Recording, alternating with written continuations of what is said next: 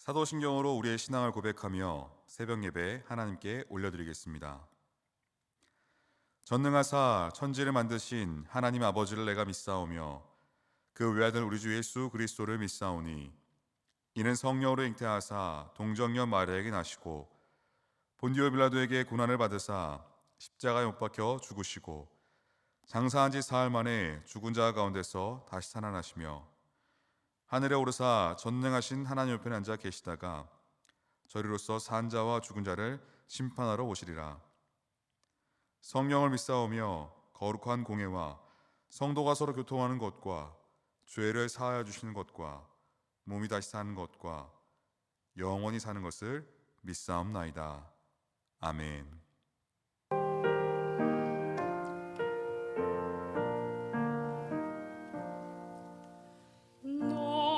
신 걱정 말아라 주 너를 지키리 주 날개 밑에 가라 주 너를 지키리 주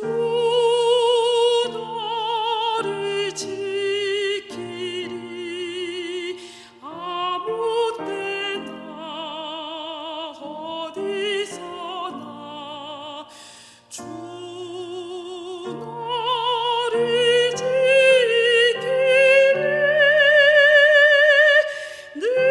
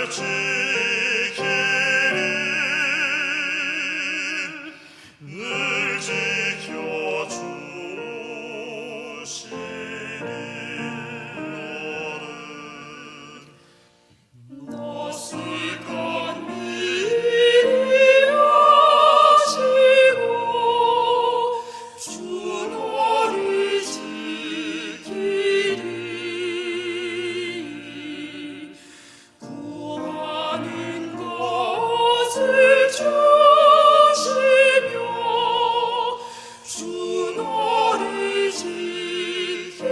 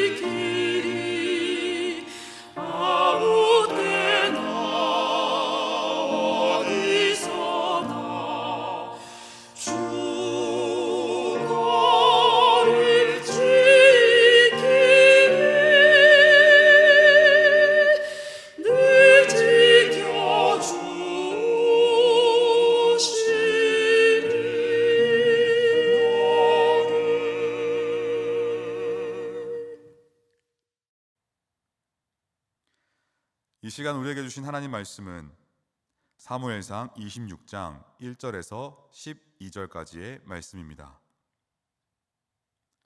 하나님 말씀 받들어 봉독하겠습니다. 10사람이 기브아에 와서 사울에게 말하 이르되 다윗이 광야 앞 하길라 산에 숨지 아니하였나이까 하매 사울이 일어나 10광야에서 다윗을 찾으려고 이스라엘에서 택한 사람 3,000명과 함께 10광야로 내려가서 사울이 광야 앞 하길라 산 길가에 진친이라. 다윗이 광야에 있더니 사울이 자기를 따라 광야로 들어옴을 알고 이에 다윗이 정탐꾼을 보내어 사울이 과연 이룬 줄 알고 다윗이 일어나 사울의 진친 곳에 이르러 사울과 네레 아들 군사령관 아브넬이 머무는 것을 본즉 사울이 진영 가운데에 누웠고 백성은 그를 둘러 진쳤더라. 이에 다윗이 햇사람 아히멜렉과 스루야의 아들 요압의 아우 아비새에게 물어 이르되 누가 나와 더불어 진영에 내려가서 사울에게 이르겠느냐 하니 아비새가 이르되 내가 함께 가겠나이다. 다윗과 아비새가 밤에 그 백성에게 나아가 본즉 사울이 진영 가운데 누워 자고 창은 머리곁 땅에 꽂혀 있고 아브넬과 백성들은 그를 둘러 누웠는지라.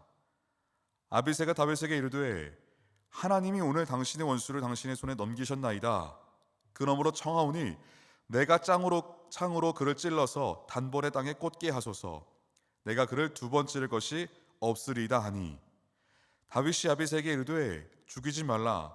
누구든지 손을 들어 여호와의 기름 부은 받은 자를 치면 죄가 없겠느냐 하고 다윗이 또 이르되 여호와께서 살아계심을 두고 맹세하노니 여호와께서 그를 치시리니 혹은 죽을 날이 이르거나 또는 전장에 나가서 망하리라.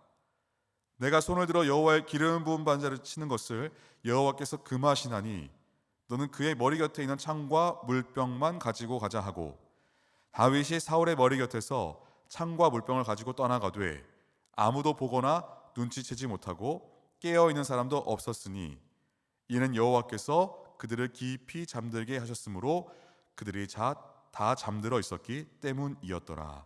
아멘. 오늘 말씀을 위해 함께 기도하겠습니다. 하나님, 우리는 하나님을 믿는다고 하면서 우리는 순간순간 이 결정이 나의 뜻인가 하나님의 뜻인가 쉽게 결정하지 못하는 순간들이 많습니다. 과연 어느 길이 하나님의 길인지 어느 것이 하나님의 선택인지 분별하여 깨닫는 지혜를 허락하시고 우리의 일생에 누구와 벗을 하고 거리를 두어야 하는지를 알게 하여 주옵소서. 살아계신 우리 주 예수 그리스도의 이름으로 기도하옵나이다. 아멘. 우리가 살다 보면 피하 식별을 잘 하지 못하는 경우가 있습니다. 오늘 그 이야기가 성경에 나옵니다. 1절에서 3절까지의 말씀입니다. 10사람이 기브아에 와서 사울에게 말하여 이르되 다윗이 광야 앞 하길라 산에 숨지 아니하였나이까 하매 사울이 일어나 10광야에서 다윗을 찾으려고 이스라엘에서 택한 사람 3,000명과 함께 10광야로 내려가서 사울이 광야 앞 하길라 산 길가에 진친이라.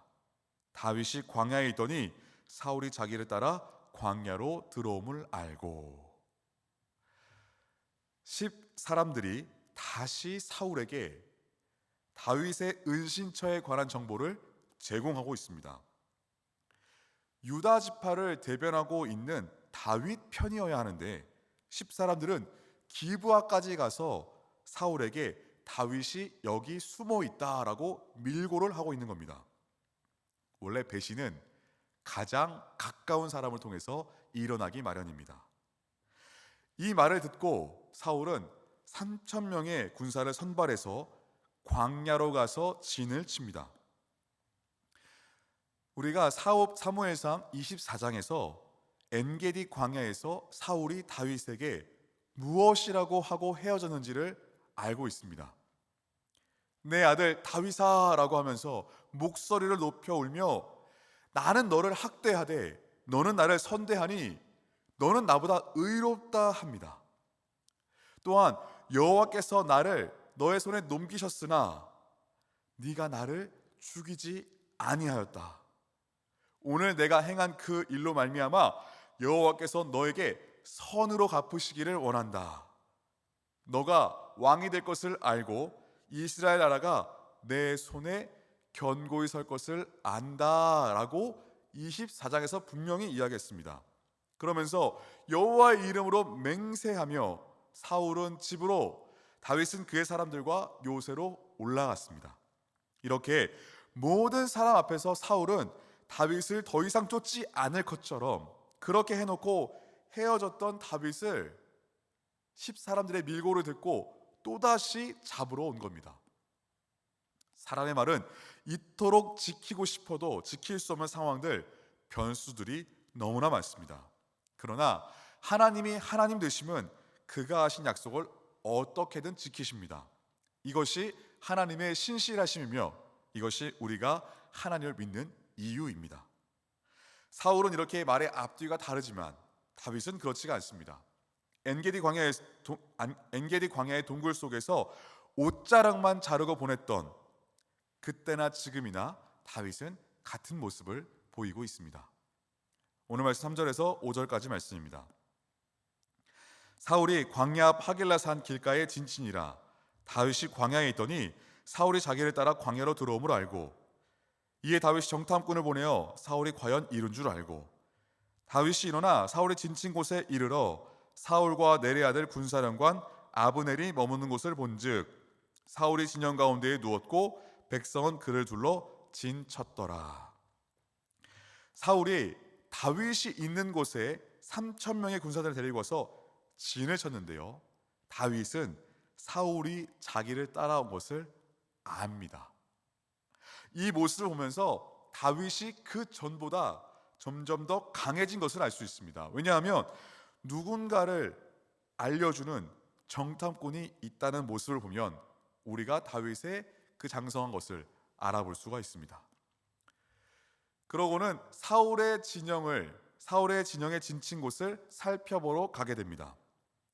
사울은 다윗이 지금 있는 그 정확한 위치를 알고 있지 못합니다. 그런데 다윗은 사울의 현재 상황을 훤히 다 보고 있는 것입니다.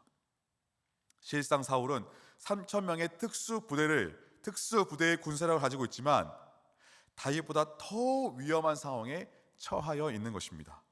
세상은 힘과 권력과 돈, 사람이 많고 군사력이 많으면 자신이 안전하다고 생각하지만 이것은 다 있다고 안전하지 않은 모습을 우리가 보고 있는 것입니다. 6절과 7절 말씀입니다. 이에 다윗이 햇사람 아히멜렉과 스루야의 아들 요압의 아우 아비새에게 물어 이르되 누가 나와 더불어 진영에 내려가서 사울에게 이르겠느냐 하니 아비새가 이르되 내가 함께 가겠나이다. 다윗과 아비새가 밤에 그 백성에게 나아가 본즉 사울이 진영 가운데 누워 자고 창은 머리곁 땅에 꽂혀 있고 아브넬과 백성들은 그를 둘러 누웠는지라. 다윗이 같이 온 두 사람, 햇사람 아히멜렉과 스르야의 아들 요압의 동생 아비새에게 누가 함께 적진으로 들어갈 것인지를 묻습니다. 이때 아비새가 제가 함께 가겠습니다 라고 말합니다. 아비새는 이스라엘을 세우는 30인의 용사의 우두머리 역할을 하며 공을 많이 세운 전투력을 가진 사람이었습니다. 아비새는 지금 죽을 각오를 하고 가겠다고 하는 겁니다. 적진에 뛰어드는 일은 절대 쉬운 일이 아닙니다. 그러나 아비새는 지금 자신에게 중요하냐 덜 중요하냐가 아니라 하나님이 원하시는 일이냐 그렇지 않느냐의 기준으로 바라보고 있는 겁니다. 그러니 손해가 될지라도 뛰어들고 있는 모습입니다. 이런 상황에 지금 사울의 진영은 사울을 중심으로 다 누워 있습니다. 성경에서 누워 있다라는 표현은 영적 의미가 담겨 있습니다. 육의 사람들은 앉아 있거나 서 있어도 영적으로는 누워 있는 사람과 같다라는 것입니다. 즉 살아 있으나 죽었다라는 것으로 보는 겁니다. 육의 사람은 자신만의 안위를 갖고 살아가지만 영의 사람은 죽음 뒤에 심판이 있다는 것을 알고 살리는 것은 영이니 육은 무익하다는 것을 알기에 육으로 살기를 결정하지 않는 사람들입니다. 그런데 지금 다 누워 자고 있습니다. 한 사람이라도 보초로 서야 할 텐데 왕이 누워 자는데 어찌 보초도 서지 않고 다 자고 있는 것이겠습니까? 8절에서 9절 말씀입니다. 아비새가 다윗에게 이르되 하나님이 오늘 당신의 원수를 당신의 손에 넘기셨나이다. 그러므로 청하오니 내가 창으로 그를 찔러서 단번에 땅에 꽂게 하소서. 내가 그를 두 번 찌를 것이 없으리이다 하니 다윗이 아비새에게 이르되 죽이지 말라.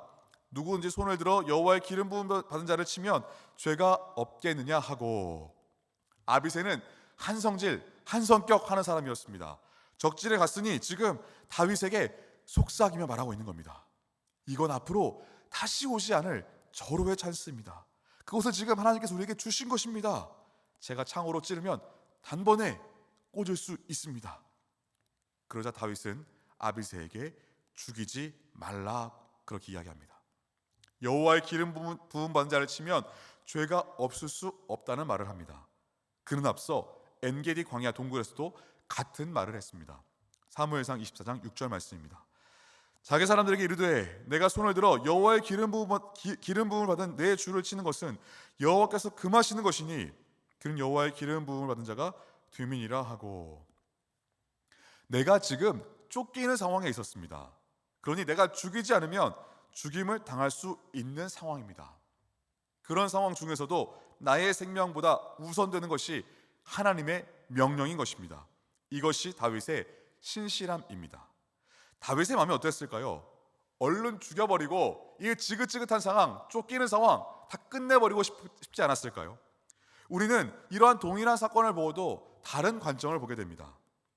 다윗도 아비새도 하나님을 믿고 있었습니다. 그런데 아비새는 하나님이 주신 뜻이라고, 하나님이 허락하신 것이라고 죽이자라고 이야기하고, 다윗은 하나님의 기름 부음을 받은 자이기 때문에 안 된다라고 말합니다. 아비새 입장에서는 이럴 거면 뭐하러 목숨까지 걸면서 여기까지 왔나? 그런데 생각해 보십시오. 아비새가 찔러서 다윗을 죽였다고 한다면, 그렇게 죽이고 나면 다윗과 아비새도 살아 돌아가기가 어렵습니다. 다윗은 왜 또다시 이 무모한 결정을 했을까요? 10절입니다. 다윗이 또 이르되 여호와께서 살아계심을 두고 맹세하노니 여호와께서 그를 치시리니 혹은 죽을 날이 이르거나 또는 전장에 나가서 망하리라. 다윗은 10절의 말씀을 믿었습니다. 다윗은 자신이 손을 대지 않아도 여호와께서 그를 치실 것이다. 또한 죽을 날이 이를 것이다. 전장에 나가서 망할 것이다. 그리고 내 목숨도 지키실 것이다. 이 믿음이 그에게 있었던 겁니다. 이 믿음은 대체 어디서 온 것일까요? 쫓기고 있는 상황인데 말입니다. 사무엘상 24장의 엔게디 광야의 사건과 오늘 26장의 지금 10광야에 있는 이 모습 사이에는 25장의 나발 사건이 등장합니다. 나발은 다윗이 거의 죽일 뻔했었습니다. 그 일가를 몰살시키려고 득달같이 달려들었는데 아비가일을 하나님께서 보내셔서 이 일을 막으십니다. 하나님께서 막으시지 아니하였다면 모두가 피투성이가 되고 말았을 것입니다.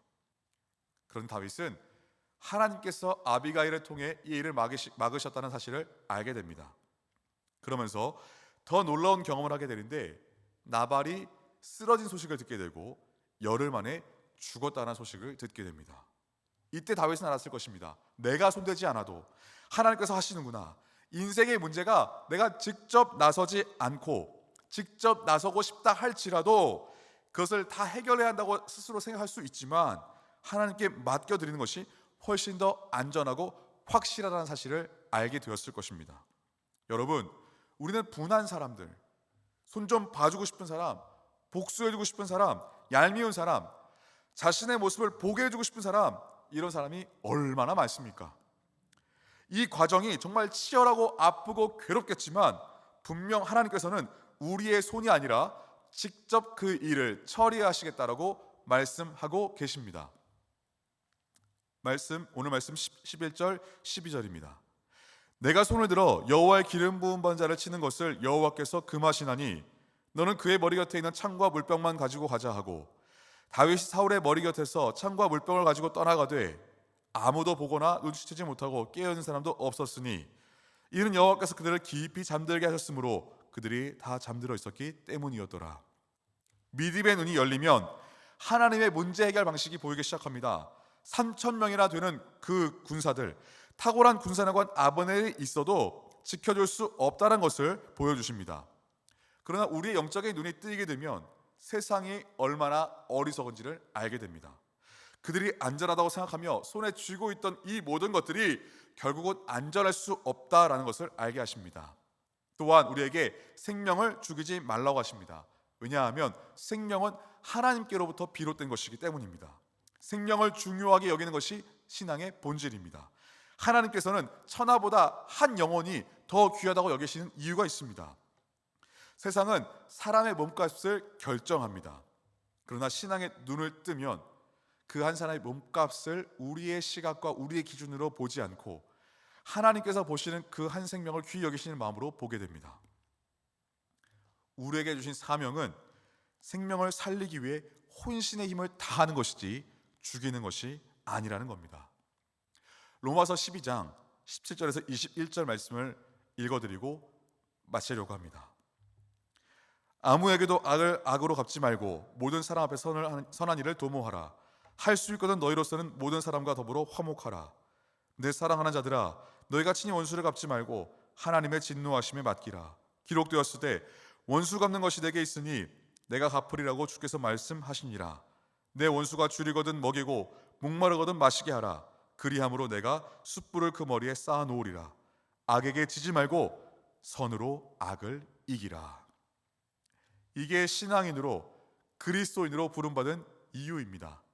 적과 아군을 구분하지 못하는 세상 가운데 구분하며 살아가는 게 어떤 것인지를 지금 바울은 깨닫고 있는 것입니다. 여러분, 우리가 누구를 미워할 수 있겠습니까? 우리가 누구를 원망할 수 있겠습니까? 사실 돌아보면 나 또한 누군가에게 분을 내게 했던, 누군가에게 어려운 마음을 주었던, 누군가에게 복수하고 싶었던 그 대상이었을 수 있습니다. 우리는 공격을 하는 마음으로, 정말로 그 모든 것을 바로잡고 싶은 마음으로 공격을 하고 싶은 때가 참 많이 있습니다. 그러나 우리의 인생이 언제는 수비로, 또한 기다림으로, 인내함으로, 내 마음을 지킴으로 그 수비적인 행동을 보여야 할 때가 있습니다. 지금 다윗은 그러한 모습을 보이면서 내가 하지 않는 그 일을 하나님께서 행하신 것을 보고 있는 것입니다. 얼마나 어렵겠습니까? 당장 눈에 기회가 왔는데, 절호의 찬스가 왔는데 어찌 그 일을 행하지 않을 수 있겠습니까? 그럼에도 내 마음을 꾹 참고 입을 꾹 다물고 하나님 앞에 잠잠하게 기도하고 엎드리는 삶, 그 삶을 통해 이 깨어진 세상이 하나님의 나라로 회복되고 완성될 줄 믿습니다. 주기도문 하겠습니다. 하늘에 계신 우리 아버지여, 이름이 거룩히 여김 받으시오며 나라가 임하시오며 뜻이 하늘에서 이루어진 것 같이 땅에서도 이루어지이다. 오늘 우리에게 일용할 양식을 주시옵고 우리가 우리에게 죄 지은 자를 사하여 준 것 같이 우리 죄를 사하여 주시옵고 우리를 시험에 들게 하지 마시옵고 다만 악에서 구하시옵소서. 나라와 권세와 영광이 아버지께 영원히 있사옵나이다. 아멘.